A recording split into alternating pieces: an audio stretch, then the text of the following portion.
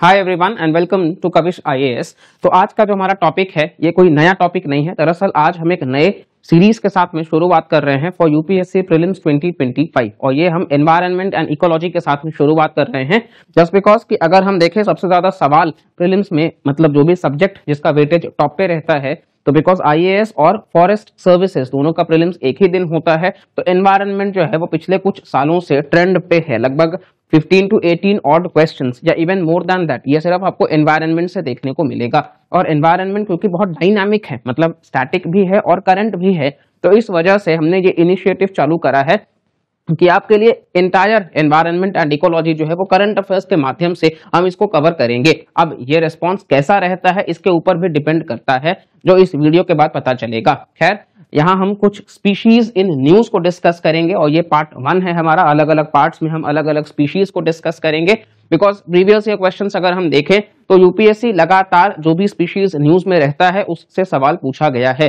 चाहे आप great Indian bustard की बात कर लो, चाहे आप अफ्रीकन मतलब एशियाटिक चीतास की आप बात कर लो या फिर आप बात कर लो एशियाटिक लायंस की आप बात कर लो या वन हॉर्न राइनोसेरोस, जो भी स्पीशीज न्यूज में रहे हैं उनके ऊपर प्रीलिम्स में लगातार सवाल बना है। तो जहां प्रोबेबिलिटी है कि सवाल बन सकता है हम बिल्कुल कोशिश करेंगे कि ईमानदारी से आपको वो कवर कराया जाए।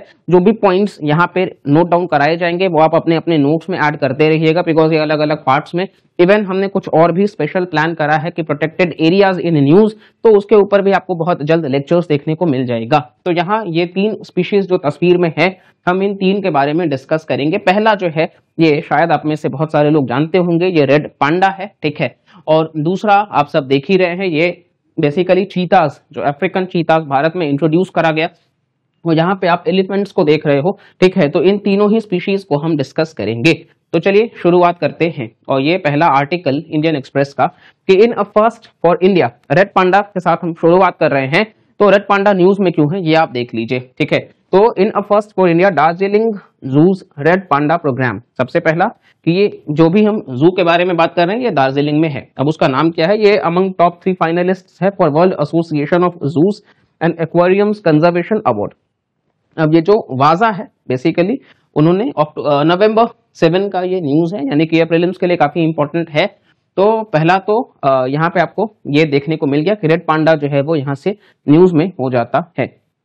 तो चलिए सबसे पहले हम यहाँ पे कंटेक्स्ट को समझ लेते हैं that red panda conservation breeding and augmentation program of the Padmaja Naidu Himalayan Zoological Park, ये वेस्ट बंगाल के दार्जिलिंग में है। तो सवाल हो सकता है प्रोटेक्टेड एरियाज इन न्यूज का। सबसे पहला आपको यही ध्यान रखना है कि जो Padmaja Naidu Himalayan Zoological park है ये कहां पर है, तो ये दार्जिलिंग यानी कि वेस्ट बंगाल में है। Is shortlisted for the 2024 conservation and environmental sustainability awards. इसको ये अवार्ड दिया गया है, कौन सा, conservation and environmental sustainability awards. किसने दिया है ये, तो World Association of Zoos and Aquariums, ठीक है। ये World Association of Zoos and Aquariums वाजा जो है उनके द्वारा ये अवार्ड दिया गया है। तो चलिए अब हम थोड़ा सा रेड पांडा के बारे में समझ लेते हैं। तो रेड पांडा जो है वो स्मॉल आर्बोरियल मैमल है, ठीक है। पहला पॉइंट आपको ध्यान रखना है that it is small arboreal mammal. और ये कहाँ देखने को मिलेगा, इंडिया, नेपाल, भूटान और northern mountains of Myanmar and southern China. और ये स्टेट एनिमल भी है सिक्किम का। सारे फैक्ट्स ही हैं। अब ऐसा नहीं कि सिर्फ सिक्किम में मिलेगा, मिलता तो वेस्ट बंगाल में भी है, अरुणाचल प्रदेश में भी है, लेकिन सिक्किम का ये स्टेट एनिमल है, ठीक है। और आप थोड़ा सा इस में हम तस्वीर को भी डिस्कस करेंगे इसके, थोड़ा आप इसको अगर ध्यान से देखिएगा रेड पांडा को सबसे पहले, बिकॉज कई बार इसके ऊपर भी सवाल पूछा जाता है। तो ये आप देखिए ध्यान से, यहाँ आपको थोड़ा ध्यान से आप इसके तरफ देखिए, ये किस तरीके से यहाँ पे इनके जो ईयर्स है ये बेसिकली वाइडर है, ठीक है, व्हाइटिश कलर है। नीचे का जो पग मार्क्स है बेसिकली नीचे का जो हिस्सा है ये ब्लैक में है, ऊपर का जो है ये ब्राउनिश है, ठीक है। इसके अलावा थोड़ा सा ये मतलब होल्डिंग करने लायक भी बनाया जाता है बिकॉज ये काफी बार लेजी रहते हैं, ठीक है। दिन में बेसिकली ये मतलब पेड़ों पे ही लेटे रहेंगे, रात में थोड़ा एक्टिव है, नॉक्टर्नल है, ठीक है। तो नॉक्टर्नल है और ये आपको देखने को मिल जाएगा, ठीक है। इनका जो भी स्प्रेड है, जोग्राफिकल स्प्रेड, जैसा कि हमने देखा कि भारत, नेपाल, भूटान, इवन चाइना और कुछ हद तक म्यांमार, तो ये आपको जोग्राफिकल स्प्रेड देखने को मिल रहा है कि किस तरीके से ईस्टर्न रीजन में आपको ये कवर हो रहा है, ठीक है। चलिए अब हम नेक्स्ट यहाँ पे वापस से आते हैं that they are nocturnal and usually solitary. ठीक है, तो जैसा कि हमने कहा कि ये रात में एक्टिव ज्यादा रहेंगे। नॉक्टर्नल का मतलब ही यही है कि ये एक्टिव रहेंगे during night time, active during night. दिन में मस्त लेजी रहेंगे एकदम आराम से। ठीक है, तो आप सब एस्पिरेंट्स की तरह ही मोस्टली जब एग्जाम आएगा तब वो ज्यादा मेहनत करते हैं और यूजुअली सॉलिटरी मतलब अकेले में रहना पसंद करते हैं, ग्रुप्स में नहीं। कई बार सवाल ऐसा आता है, तो ये सॉलिटरी रहना पसंद करते हैं। इसके अलावा कार्निवोरस ग्रुप ऑफ मैमल्स हैं। ठीक है, तो ये भी मतलब आपको ध्यान रखना है, यूजुअली ये बैम्बू पे ही फीड करेंगे, लेकिन कार्निवोरस ग्रुप ऑफ मैमल्स हैं। ठीक है, तो एक पॉइंट और भी ध्यान रखेंगे आप। तो पहला जो पॉइंट हम लोग ध्यान रखेंगे, स्मॉल आर्बोरियल मैमल भारत और कुछ हद तक भारत के सबकॉन्टिनेंट में जो है उनमें देखने को मिल जाएगा। स्टेट एनिमल ऑफ सिक्किम है। इसके अलावा हमने देखा ये नॉक्टर्नल और सॉलिटरी और साथ ही कार्निवोरस ग्रुप ऑफ मैमल्स हैं। अब इनका अगर हम कंजर्वेशन स्टेटस देख लें, IUCN मतलब international union for conservation of nature, ये बेसिकली स्पीशीज को क्लासिफाई करता है 9 कैटेगरीज में। तो उनमें से कौन सा कैटेगरी है ये, तो ये है एंडेंजर्ड। ये आपको ध्यान रखना है, रेड पांडा जो है वो IUCN में एंडेंजर्ड कैटेगरी में आते हैं। ठीक है, और साइट्स के जो साइट्स है बेसिकली उसकी बात जब हम कर लेते हैं तो इसके अपेंडिक्स 1 में आते हैं, साइट्स के अपेंडिक्स 1 में, और वाइल्ड लाइफ प्रोटेक्शन एक्ट 1972 के शेड्यूल 1 में। ये आप ध्यान रखेंगे, मतलब हाईएस्ट प्रोटेक्शन दिया जाता है जैसे टाइगर्स को दिया जाता है। ठीक है, तो ये आपको ध्यान रखना है। तो एंडेंजर्ड है, साइट्स के अपेंडिक्स 1 में है। यहां basically convention on international trade in endangered species, इसका फुल फॉर्म ये है, convention of international trade on endangered species, trade off endangered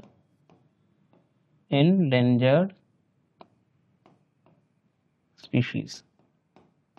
ठीक है, तो साइट्स के अपेंडिक्स 1 में है और वहीं IUCN में एंडेंजर्ड है और वाइल्ड लाइफ प्रोटेक्शन एक्ट के शेड्यूल 1 में है। अब रेड पांडा जो है वो यूजुअली 2 सब स्पीशीज में आपको देखने को मिलेगा। पहला है हिमालयन रेड पांडा और दूसरा है चाइनीज रेड पांडा। ठीक है, तो एक तो हिमालयन रेड पांडा और दूसरा है चाइनीज रेड पांडा। इनको बाइफरकेट, तो ये यारलुंग जांगपो यानी कि जो ब्रह्मपुत्र रिवर है उससे ये एक्चुअल ज्योग्राफिकल बैरियर है। ठीक है, ये आपको ध्यान रखना है कि जो ब्रह्मपुत्र है हमारे देश में, जो हम इसको ब्रह्मपुत्र के नाम से जानते हैं।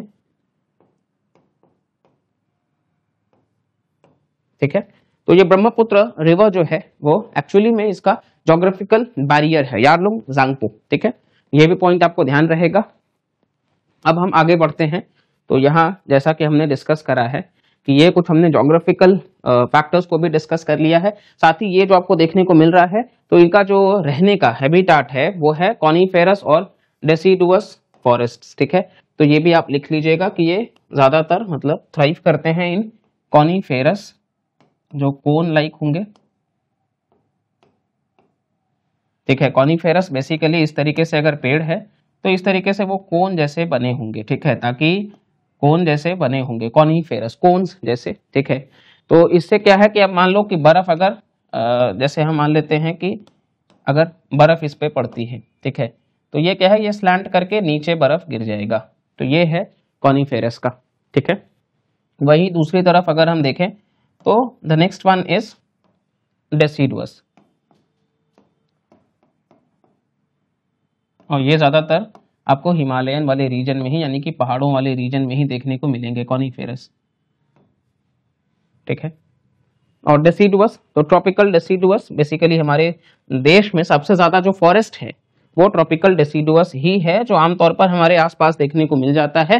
ठीक है, और इसको मतलब बेसिकली बहुत कॉमन आपको देखने को मिल जाएगा कि शीशम है, नीम है, ठीक है, मैंगो है, महुआ है, ये सारे जो पेड़ हैं बेसिकली ये कॉनिफेरस और डेसिडुअस फॉरेस्ट के ही कैटेगरी में आते हैं। तो यहाँ पे ये थ्राइव करते हैं ज्यादातर। तो आपको बहुत अच्छे से पता हो गया है कि स्टेट एनिमल ऑफ सिक्किम, देखिए एक्टिव रिकॉल किया करिए। एक टॉपिक जब आपने पढ़ा, अब आप इमीडिएटली पॉज करिए और आपने इन लेक्चर्स में अभी तक रेड पांडा के बारे में क्या क्या पढ़ा है, कोशिश किया करिए कि उसको याद करने का, कि हाँ यार इस वीडियो में अभी हमने स्टेट एनिमल देखा, सिक्किम का है। दूसरा हमने साइट्स में देखा कि किस तरीके से अपेंडिक्स 1 में है, वाइल्ड लाइफ प्रोटेक्शन एक्ट के शेड्यूल 1 में है, यानी कि हाईएस्ट प्रोटेक्शन दिया जा रहा है। ठीक है, इसी के साथ साथ में हमने देखा IUCN में एंडेंजर्ड है, इसी के साथ साथ में कॉनिफेरस और डिसीडुअस फॉरेस्ट है, हिमालयन और चाइनीज किस तरीके से ब्रह्मपुत्र रिवर से बाइफरकेट हो रहा है। तो ये सारी चीजें हैं। ब्रह्मपुत्र के ऊपर ऑलरेडी हमने एक डिटेल्ड वीडियो करा है, तो इसीलिए हम उसको डिस्कस नहीं करेंगे, आप चैनल पर जाकर के उसको देख सकते हैं। ठीक है, चलिए अब हम आगे डिस्कस करते हैं। तो ये हमारा पहला स्पीशीज था रेड पांडा, इसको आप आराम से carnivorous group of mammal, nocturnal, ये सारे पॉइंट्स भी हमने देख लिए हैं। और बाकी ये ओवरऑल जो Padmaja Naidu Himalayan Zoological park है, ये भी वेस्ट बंगाल में स्थित है। और ये वाजा भी कौन सा अवार्ड दिया है, तो कंजर्वेशन और एनवायरमेंटल सस्टेन, आपको ध्यान रखना है कि World Association of Zoos and Aquariums, इस तरीके से विश्व भर में जो जू और एक्वेरियम है उसको ये ध्यान में रखने के लिए है। ठीक है, अब हम आगे बढ़ते हैं। ठीक है, अब अगला जो स्पीशीज है हमारा, उसके पहले ये इंडियन एक्सप्रेस का आर्टिकल आप देख सकते हैं, that how consumption of kodo millet led to the death of 10 elephants in Madhya Pradesh. अब ये भी रिसेंट का ही टॉपिक है कि किस तरीके से कोडो मिलेट के खाने के वजह से मध्य प्रदेश में 10 हाथियों की डेथ हो जाती है। तो चलिए यहाँ कोडो मिलेट को भी थोड़ा सा हम समझेंगे, और साथ ही साथ में अगर हम देखें तो यहाँ हमारा एलिफेंट्स जो है उसको हम डिस्कस करेंगे। अब यहाँ तस्वीर में 2 हाथियां आपको देखने को मिल रही होंगी, पहले तो आप ध्यान से इनको ऑब्जर्व कर लीजिए। ये जो है ये एशियन एलिफेंट है, यानी कि जो हमारे यहाँ मिलते हैं, और ये है अफ्रीकन एलिफेंट जो अफ्रीका में देखने को मिलता है। दोनों में क्या फर्क है, अगर आप ऑब्जर्व करके थोड़ा सा आप पॉज करिए वीडियो को और आप खुद से बता पाइए तो बहुत अच्छी बात है। पहला चीज ये है कि इन दोनों में कान जो है वाइडर ईयर्स है, इसका जो कान है ये काफी बड़ा है। ठीक है, और दूसरी बात ये है कि टस्क आप देखोगे तो अफ्रीकन एलिफेंट्स में मेल हो या फीमेल हो, टस्क जो है वो प्राइमरीली आपको देखने को मिल जाएगा, ये जो दांत इनके होंगे। ठीक है, जबकि एशियन में हम देखेंगे तो सिर्फ जो मेल है वहां पे। ठीक है, अब हम आगे थोड़ा सा बढ़ते हैं, एलिफेंट्स को डिस्कस करते हैं। तो ये लार्जेस्ट लिविंग लैंड एनिमल है पृथ्वी पर। तो सबसे पहला पॉइंट क्या है कि largest living land animal on earth, सबसे बड़े प्राणी जो पृथ्वी पर है वो हाथी ही है। साथ ही ये की स्टोन स्पीशीज है। की स्टोन स्पीशीज का मतलब क्या है कि अगर ये विलुप्त हो जाएंगे तो उससे पूरा का पूरा जो फूड चेन है वो इम्पैक्ट हो सकता है, यानी कि जो एनवायरनमेंट या जो इकोलॉजी है वो इम्पैक्ट हो सकता है। तो की स्टोन इनका होना बहुत इंपॉर्टेंट है। तो ये एग्जाम्पल है की स्टोन स्पीशीज का। जैसे एक और टर्म होता है अम्ब्रेला स्पीशीज का। ठीक है, अम्ब्रेला स्पीशीज का, कि उसको बचाने से कहीं ना कहीं बाकी सारे स्पीशीज जो हैं उसको भी मतलब हम कंजर्व कर पाएंगे, या वो आप फ्लैगशिप की तरह आप उसको देख सकते हो। तो एक अम्ब्रेला स्पीशीज होता है टाइगर्स वगैरह, और की स्टोन स्पीशीज जो इनका सर्वाइवल काफी इंपॉर्टेंट है पूरे के पूरे इकोलॉजिकल चेन के लिए। ठीक है, नेक्स्ट है कि 3 स्पीशीज ऑफ एलिफेंट्स हैं। कौन कौन से स्पीशीज ऑफ एलिफेंट्स हैं? पहला है अफ्रीकन सवन्ना एलिफेंट, इसका IUCN क्या है, एंडेंजर्ड है। अफ्रीकन सवन्ना, सवन्ना जो ग्रासलैंड है वही यहाँ पे अफ्रीकन सवन्ना, तो IUCN में एंडेंजर्ड है। दूसरा है अफ्रीकन फॉरेस्ट, ये क्रिटिकली एंडेंजर्ड है। ये ध्यान रखिएगा कि ये क्रिटिकली एंडेंजर्ड है, मतलब देखिए क्रिटिकली एंडेंजर्ड मतलब इनकी आबादी और भी कम होगी। ठीक है, लगभग धीरे धीरे अगर हम ख्याल नहीं रखेंगे तो खत्म हो सकते हैं ये। और फिर है एशियन एलिफेंट, इसका भी IUCN एंडेंजर्ड है। अगर आपने कॉमन देखा होगा तो एशियन एलिफेंट का और अफ्रीकन सवन्ना एलिफेंट का, इन दोनों का ही IUCN क्या है, एंडेंजर्ड है, एंडेंजर्ड है। ठीक है, जबकि अफ्रीकन फॉरेस्ट का क्रिटिकली एंडेंजर्ड है। पहला डिफरेंस, अफ्रीकन एलिफेंट्स के जो कान होंगे वो बड़े होंगे, जो हमने ऑलरेडी आपको तस्वीर में दिखा दी है। और अफ्रीकन एलिफेंट्स चाहे वो मेल हो चाहे वो फीमेल हो, उनके टस्क होंगे, जबकि एशियन एलिफेंट्स में सिर्फ मेल्स के पास में ही लार्जर टस्क आपको देखने को मिलेगा। तो ये भी एक डिफरेंस है। ठीक है, आपको ये भी पता होना चाहिए। जेस्टेशन पीरियड जो है वो काफी बड़ा है। ठीक है, इसके ऊपर ऑलरेडी प्रीलिम्स में सवाल आ चुका है। तो अफ्रीकन मतलब एलिफेंट्स की बात अगर हम कर लेते हैं तो जेस्टेशन पीरियड इनका सबसे ज्यादा है, लगभग 22 महीने का। मतलब एक माँ को बच्चे को जन्म देने के लिए 22 महीने तक अपने पेट में रखना पड़ता है, और ये किसी भी स्पीशीज के लिए सबसे ज्यादा है। इवन आपको बता दे कुछ फैक्ट्स एलिफेंट से जुड़ा हुआ, that they never forget, literally they never forget. ये एलिफेंट्स की बड़ी अच्छी निशानी है। ठीक है, तो आपको भी ये अडॉप्ट करना होगा। ठीक है, रिवीजन से। तो पांडा की तरह आलसी, फिर यहाँ एलिफेंट्स को, तो ये चीजें थोड़ा सा रिलेटेबल रहेंगी, तो ये भी ध्यान रखिएगा दैट दे नेवर फॉरगेट। और अमूमन इनको पर डे लगभग 150 kgs ऑफ फूड चाहिए, ये याद रखिएगा। ठीक है, तो काफी वास्ट है। ठीक है, ऑब्वियसली साइज के हिसाब से। फिर हम नेक्स्ट यहाँ पे बात करते हैं कि अब 2024 तक अगर हम देखें तो यहाँ पे 33 एलिफेंट रिजर्व्स हैं हमारे देश में, कुल मिलाकर के 33। प्रीलिम्स के लिए इंपॉर्टेंट पॉइंट है, जब तक कि एड ऑन नहीं होता तब तक आप यही नंबर याद रखिएगा कि भारत देश में अभी तक 33 एलिफेंट रिजर्व्स हैं, जिनमें से सबसे बड़ा जो है वो सिंहभूम झारखंड में है। ठीक है, सिंहभूम झारखंड में। और हाईएस्ट कहाँ पे है तो असम और तमिलनाडु में 5-5 एलिफेंट रिजर्व्स हैं दोनों ही स्टेट्स में, असम में और तमिलनाडु में। नंबर वाइज अगर आप देखिएगा तो 5 है दोनों ही राज्यों में। साथ ही हाईएस्ट पॉपुलेशन ऑफ एलिफेंट्स की बात कर ले तो कर्नाटका है, पॉपुलेशन के हिसाब से, मतलब सबसे ज्यादा एलिफेंट्स अगर हम देखें तो वो कर्नाटका में है। प्रीलिम्स में जो सवाल आया था उसमें यूपीएससी ने केरला लिख दिया था, वो गलत था। तो हाईएस्ट पॉपुलेशन ऑफ एलिफेंट्स ये कर्नाटका में है। लार्जेस्ट एलिफेंट रिजर्व झारखंड के सिंहभूम में है। वहीं हाईएस्ट अगर एलिफेंट रिजर्व्स हम देखें तो असम और तमिलनाडु में 5-5 के साथ हैं ये। ठीक है, और विश्व में सबसे ज्यादा एलिफेंट्स कहाँ पे हैं तो बोट्सवाना में है। ये बोट्सवाना का मैप है, आप देख सकते हैं। ठीक है, इसको हम थोड़ा सा आपके लिए जूम कर देते हैं कि ये बोट्सवाना का जो मैप है, ठीक है, यहाँ पे आप देख सकते हैं कि किस तरीके से बोट्सवाना आपको देखने को मिल रहा है। ठीक है, ये जिम्बाब्वे इसके पड़ोसी देश, यहाँ जाम्बेजी रिवर है, और बाकी भी आप देख सकते हो। कालाहारी डेजर्ट काफी इंपॉर्टेंट है, तो कालाहारी डेजर्ट आपको ध्यान रखना है यहाँ से, और ओकावांगो डेल्टा भी। ठीक है, बोट्सवाना में ही ओकावांगो डेल्टा भी है, बोट्सवाना में ही कालाहारी डेजर्ट भी है। तो ये फैक्ट्स भी आपको ध्यान रखने हैं। सबसे ज्यादा मतलब विश्व में सबसे ज्यादा हाथियां कहाँ पे है तो बोट्सवाना में है। ठीक है, चलिए अब हम नेक्स्ट आगे बढ़ते हैं। और ट्रॉपिक ऑफ कैप्रिकॉर्न देखिए किस तरीके से कट हो रहा है। यही लिम्पोपो रिवर है जहां से 2 बार ट्रॉपिक ऑफ कैप्रिकॉर्न कट होगा। ठीक है, तो ये एक यहाँ पे कट हो रहा है, फिर आगे चल के फिर से आएगा तो लिम्पोपो रिवर। ठीक है, चलिए अब हम नेक्स्ट कोडो मिलेट के तरफ थोड़ा सा रुख कर लेते हैं। देखिए कोडो मिलेट जो है, ये सबसे ज्यादा मिलेट्स अगर हमारे भारत देश में देखें तो ये मध्य प्रदेश में पाए जाएंगे। अब मिलेट्स तो अभी तक हमने देखा कि बहुत अच्छे होते हैं, क्योंकि ये कहीं ना कहीं फार्मर्स के इनकम लेवल को बढ़ाने में भी काम आते हैं, और ये ड्रॉट रेजिस्टेंट या क्लाइमेट रेजिस्टेंट हम कहते हैं इस क्रॉप को। ठीक है, ये तो बड़ी अच्छी बात है कि मिलेट्स होना चाहिए। इवन यूएन भी बेसिकली मतलब इंटरनेशनल ईयर ऑफ मिलेट्स भी इन्होंने डेजिग्नेट करा था। तो यहाँ पर ये सारी बातें तो ठीक है कि मिलेट्स का इंपॉर्टेंस, लेकिन कोडो मिलेट जो है ये बेसिकली थोड़ा हार्डी नेचर है, मतलब मुश्किल है डाइजेस्ट कर पाना थोड़ा। ठीक है, इसके अलावा अगर हम देखें तो कोडो मिलेट्स जो है वो न्यूट्रिएंट्स अच्छा है, ट्राइबल्स वगैरह में थोड़ा ज्यादा इनका कंजम्पशन होता है। ठीक है, लेकिन प्रॉब्लम ये है कि ये न्यूट्रिशियस तो है, लेकिन एक बार मिलेट्स जो है वो थोड़ा ससेप्टेबल है कि बहुत जल्द इनमें फंगस अटैक हो सकता है, और एक बार इनमें अटैक हो जाएगा तो पूरा का पूरा मिलेट्स जो है वो डैमेज हो जाएगा। और एक बार डैमेज्ड मिलेट अगर हो जाएगा तो उसमें से बिकॉज वो जो टॉक्सिन्स हैं वो साइकोटॉक्सिन्स को निकाल पाना बहुत मुश्किल है। इवन हम बॉइल भी कर देंगे तो भी वो साइकोटॉक्सिन्स नहीं निकल पाएंगे, और इस वजह से इन मतलब जो टॉक्सिन अटैच्ड मिलेट्स थे उनके कंजम्पशन से एलिफेंट्स की डेथ हो गई थी। तो ये बेसिकली कोडो मिलेट्स का है। ठीक है, आप इसको थोड़ा सा ये पॉइंट्स भी ध्यान रख सकते हैं।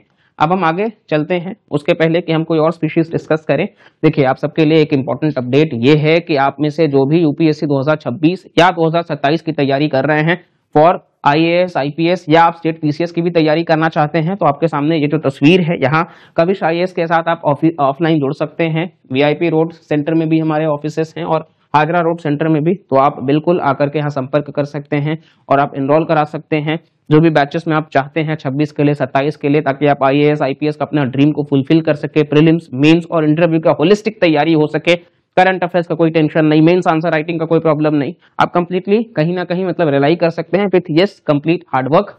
तो बिल्कुल अगर आप इंटरेस्टेड हैं तो आप डिस्क्रिप्शन से चेक कर लीजिएगा। चलिए अब नीचे हम बात कर लेते हैं अगला article, that is how the Gandhi Sagar wildlife sanctuary is being developed as India's second home for cheetahs. पहला बात तो Gandhi Sagar wildlife sanctuary कहाँ है, तो ये मध्य प्रदेश में है, आप यहाँ पे देख सकते हैं। अब कूनो नेशनल पार्क ये भी मध्य प्रदेश में ही है, तो यहाँ तो ऑलरेडी चीतास को इंट्रोड्यूस करा गया।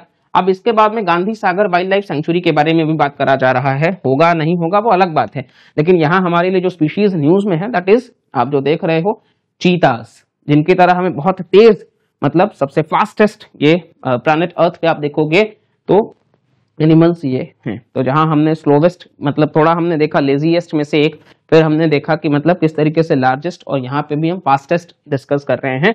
तो ये भी 2 आपको तस्वीरों में देखने को मिल जाएंगे। अब एक है अफ्रीकन चीता, एक है एशियाटिक चीता। यहाँ पे भी अफ्रीकन और एशियाटिक का है, तो थोड़ा सा इसको भी हम यहाँ पे डिस्कस कर लेंगे। तो चलिए सबसे पहले तो हम यहाँ पे देख लेते हैं कि किस तरीके से जो चीताज हैं, बेसिकली ईयर का साइज जो है थोड़ा सा यहाँ 19-20 आपको देखने को मिल जाएगा। अब चीता जो है वो फास्टेस्ट मतलब रनिंग बिग कैट के स्पीशीज में आते हैं ये भी, और IUCN स्टेटस अगर हम इनका देखें तो ये वल्नरेबल हैं। ठीक है, तो चलिए रेड पांडा के साथ शुरुआत करते हैं। रेड पांडा का क्या था कमेंट सेक्शन में बताइएगा। एलिफेंट्स का, तीनों ही स्पीशीज का क्या था कमेंट सेक्शन में बताइएगा। और अब यहाँ पे चीताज जो है उनका IUCN क्या है, तो जब अगर हम वल्नरेबल देखते हैं, ये किसका है वल्नरेबल है जब आप अफ्रीकन चीताज की बात करते हो। ठीक है, ये अफ्रीकन चीताज जो हैं इनके बेसिकली ये वल्नरेबल हैं, जबकि एशियाटिक चीताज जो हैं इनका क्रिटिकली एंडेंजर्ड है। एशियाटिक चीताज क्रिटिकली एंडेंजर्ड हैं। ठीक है, ये सिर्फ ईरान में पाए जाते हैं। भारत देश से 1952 से ही चीता इकलौता आप कह सकते हो कि स्पीशीज रहा है जो एक्सटिंक्ट के कैटेगरी में चला गया था। 1952 से चीता जो है वो एक्सटिंक्ट मतलब विलुप्त के कैटेगरी में चला गया था।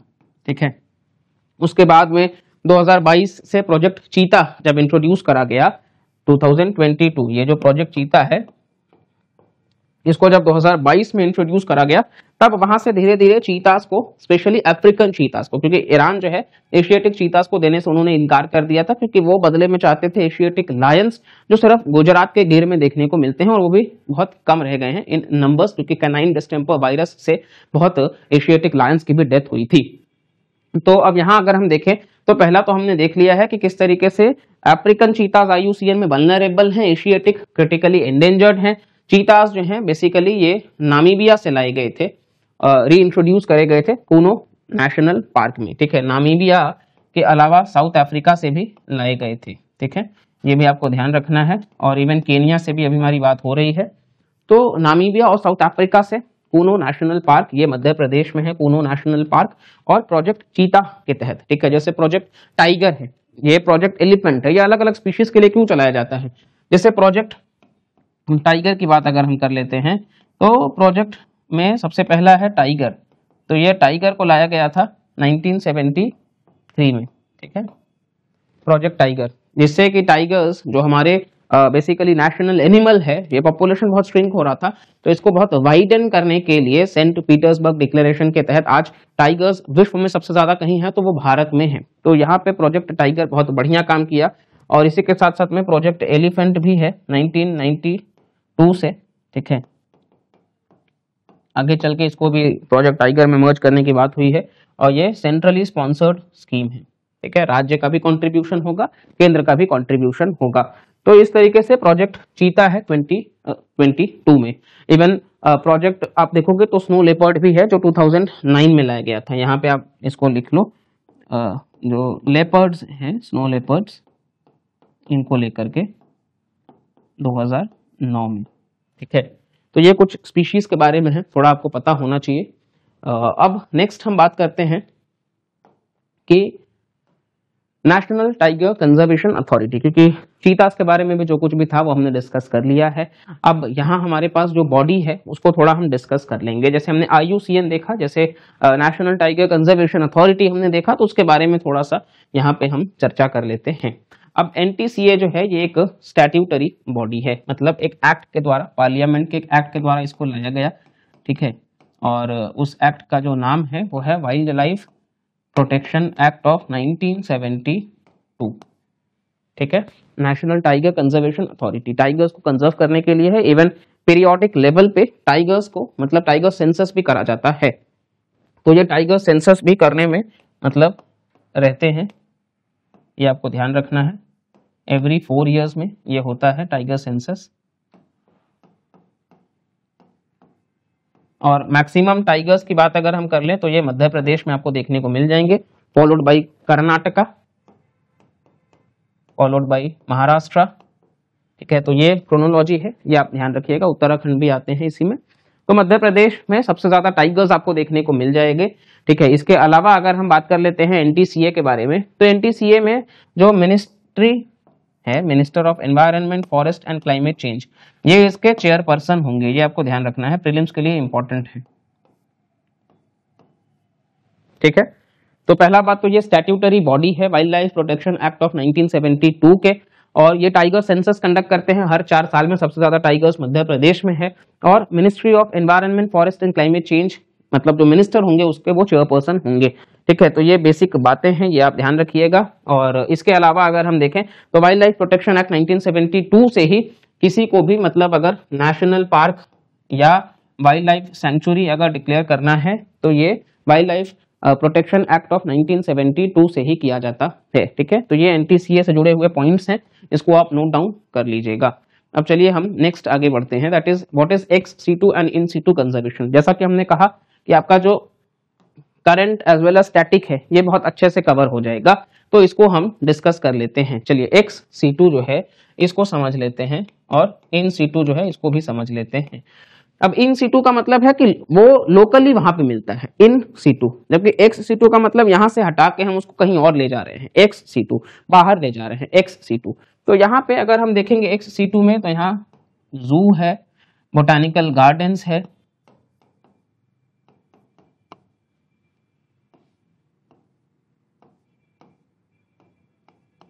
डीएनए डेटा बैंक्स हैं,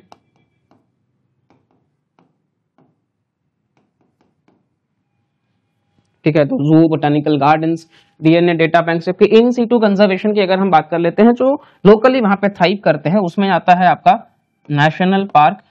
ठीक है, इसके अलावा अगर हम देखेंगे तो वाइल्ड लाइफ सेंचुरीज। ठीक है, ज्यादा हाईएस्ट प्रोटेक्शन यहाँ पे दिया जाता है और ये किसी पर्टिकुलर स्पीशीज के लिए नहीं हो सकता, जबकि प्रोटेक्शन वाइज तो ये सेकंड है, लेकिन ये पर्टिकुलर स्पीशीज के लिए हो सकता है। बायोस्फीयर रिजर्व्स अगर हम देखें, ठीक है, तो ये सारे जैसे टाइगर रिजर्व, एलिफेंट रिजर्व, ये सारे जो भी हैं, ठीक है, तो वो इसी के तहत कवर्ड होते हैं। अब ये है बेसिकली एक्स सीटू और इन सीटू कंजर्वेशन का एग्जांपल। तो प्रीलिम्स के लिए इंपॉर्टेंट है, वो आपसे पूछ सकते हैं, तो आपको पता होना चाहिए। और लास्ट है हमारा दैट इज IUCN। अब ये बेसिकली हमने जो कैटेगरीज पढ़ा है इसके बारे में थोड़ा सा आप समझ लीजिए कि IUCN international union for conservation of nature, international union for conservation of nature. ठीक है, और ये 9 स्पीशीज में कैटेगराइज करते हैं। ठीक है, 9 स्पीशीज में, ये 9 स्पीशीज में कैटेगराइज करते हैं, जिनमें मतलब अलग अलग कैटेगरीज हैं। जैसे मान लो आपकी एक आप कह सकते हो कि एक्सटेंट हो गया, दूसरा आप कह सकते हो कि एक्सटेंट इन द वाइल्ड हो गया,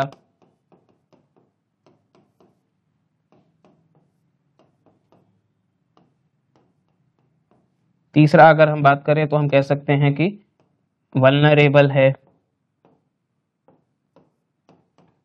चौथा अगर हम देखें तो हम कह सकते हैं एंडेंजर्ड है,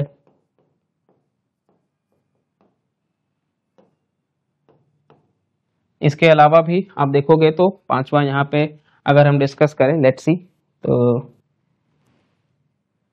चलिए यहीं पे आपको हम डिस्कस कर देते हैं, दैट इज 5th जो है वो एंडेंजर्ड के बाद में क्रिटिकली एंडेंजर्ड है।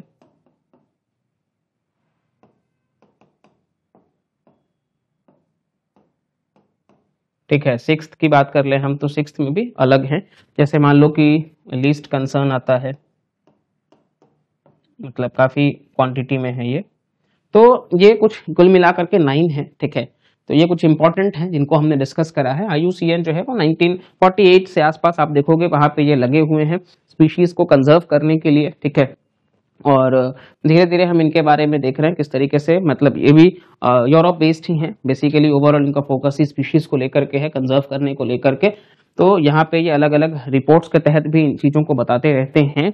बाकी हमारा स्पीशीज इन न्यूज का जो फर्स्ट लेक्चर था वो कैसा था ये आप जरूर कमेंट करके बताइएगा। ये इनिशिएटिव आपको कैसा लगा है, मैक्सिमम लोगों तक शेयर करिएगा, बिकॉज एनवायरनमेंट का ये जो सीरीज है ये बिल्कुल कंटिन्यू रहेगा, लेकिन आपके प्यार और रिस्पॉन्स से ये पता चलेगा कि आप इसको कितना चाहते हो। ठीक है, बाकी भी चैनल पर इंटरेस्टिंग वीडियोस हैं तो आप उनको भी चेकआउट करिए। फॉर फर्दर अपडेटेड वीडियोस आप चैनल को सब्सक्राइब कर लीजिए, वीडियोस को पूरा देखा करिए ताकि आपको भी होलिस्टिक इन्फॉर्मेशन मिल सके। नोट्स बनाते रहिए और अगर आप वाकई प्रीलिम्स क्लियर करना चाहते हैं 2025 का तो जुड़े रहिए इन वीडियो से, आपको बहुत बहुत बहुत हेल्प मिलेगा। सिर्फ प्रीलिम्स नहीं, मेंस और इंटरव्यू का भी, ये तो हमारा प्लेज है। बस आपको अपने एंड से 100% एफर्ट देना है। वीडियोस को पूरा देखिए, पसंद आए तो लाइक शेयर और सब्सक्राइब करिएगा। मिलते हैं अगले वीडियो में, तब तक के लिए bye bye, take care and जय हिंद।